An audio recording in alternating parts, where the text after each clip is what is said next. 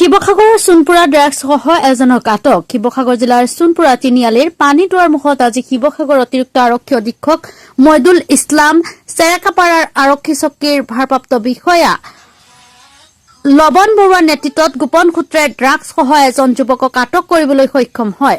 ধৃত ড্ৰাগছ সৰবৰাহকাৰীটোৰ নাম ফাৰহান আলী। ড্ৰাগছ সৰবৰাহকাৰীটোৰ পৰা 11 কেজি 36 গ্ৰাম ড্ৰাগছসহ নগদ 10,400 টকা জব্দ কৰিবলৈ সক্ষম হয় আৰক্ষী।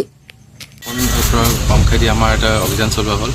অভিযানৰ নেতৃত্ব দিলে চেৰেকাপাৰা আইচি আৰু TSI নেতৃত্ব দিছিলে। তেওঁলোকৰ অভিযানত আমি ফাৰহান আলী বুলি ব্যক্তি এজনক আটক কৰিবলৈ সক্ষম হৈছোঁ আৰু তেওঁৰ পজিশ্যনৰ পৰা আমি ড্ৰাগছ ৰিকভাৰ কৰিবলৈ সক্ষম হৈছোঁ আৰু তেওঁৰ পৰা আমি প্ৰায় 10,400 টকাও পাইছোঁ। আমি ইতিমধ্যে গম পাইছোঁ তেখেতে ড্ৰাগছটো কেৰিয়াৰ হিচাপে কাম কৰে, পেডলাৰ হিচাপে, আৰু বিভিন্ন পাৰ্টিৰ লগত আমাৰ যোগাযোগ আছে। তেওঁ এটা পাৰ্টিৰ পৰা লৈ ড্ৰাগছ আন এটা পাৰ্টিক তেনেকৈ ছাপ্লাই কৰে আৰু এই যিটো ড্ৰাগছৰ যিটো বেহা চলি আছে আমি সম্পূৰ্ণভাৱে উৎখাত কৰিব লাগি আছোঁ আৰু এইটো আমি উৎখাত কৰিমেই।